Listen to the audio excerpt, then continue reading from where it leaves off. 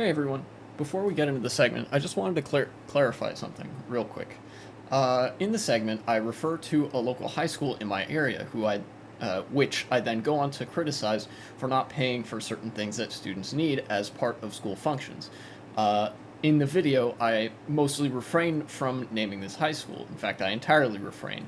But I feel like that was not warranted, so here I will name them. This is Yorktown High School in Arlington, Virginia. So, if you want to pester them about not paying for things that students need, please do so. Students deserve to have the full consideration and support of the government that their families pay taxes into. With that said, enjoy the segment.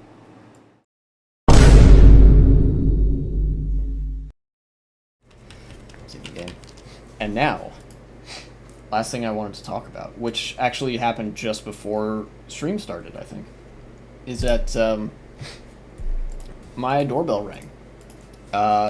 And at first I was like, oh, it's probably door-to-door salespeople. This happened a couple of times before where people will come to our house and solicit us for shit.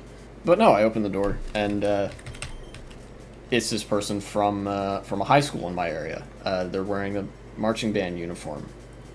And they asked me, like, hey, could you donate some money for a trip that the marching band is going to go on? And I asked, like, what, isn't the school paying for that? And they said no.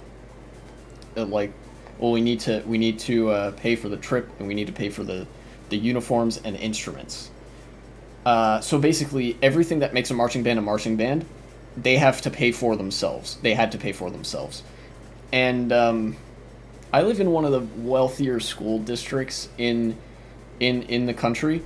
Like, if you had to separate it into, like, percentiles, it'd probably be at least in the 80th percentile or something like that. It's a pretty wealthy district. Probably more like 90th percentile. And this was a school, this was the school that's known as, like, the rich people school. It's a public school, so there's a limit to how much you can really have that. But if any school would be able to actually pay for shit, it would be this school. So it's clearly not an issue of them not being able to pay for it. It is an issue of the school not wanting to pay for it, or of the local government not wanting to hurt the rich people feelings by raising property taxes. So at the end of that exchange, I was like, all right, you wait here for a minute, I'll see if I have a few bucks. So I donated a few bucks to them. And I told them to raise a stink about the fact that the school isn't paying for any of their shit.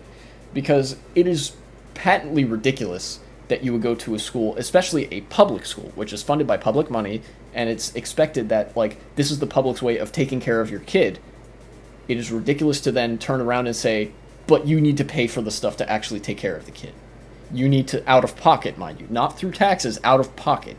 You need to pay for your kid's marching band uniform. You need to pay for your kid's instruments. You need to pay for your kid's school supplies. You need to pay for the kids' lunches. You have to pay for lunch up front in the United States. Even though that's taxpayer money and shit, they still make you pay for that. In fact, it's such a problem that there's an epidemic of school lunch debt, not college debt. I mean, that exists too, but school lunch debt. K-12 students who accumulate debt because they can't pay for school lunches. And, you know, I basically, like, I could even foresee in my head the argument, like, what, you think the government should pay for your school supplies? Yes, I do think that. Because, like, fucking, that's the government's job. If the government doesn't pay for shit to help people, why does the government exist? You know? And, you know, of course, if you're out there and you've ever heard these arguments, notice how often that the arguments of that's big government and big government is bad is only ever invoked when you want to do something good that would benefit, oftentimes, poor communities. Whenever it's like a tax break or deregulation of companies or subsidies or extra funding for police departments and the military, crickets.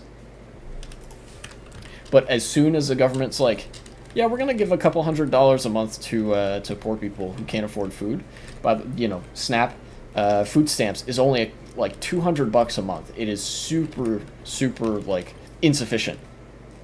Over things like that, over things like teachers having to buy their own school supplies, they'll cry big government to anybody who says actually the government should be paying for this, because it's freedom that every man, woman, and child has to go into debt over public school. Don't you see? It's good, actually, that everybody has to be basically relegated to financial struggle. In the richest country in the history of the world, mind you. But, I guess that's to be expected from the most white, bougie part of town.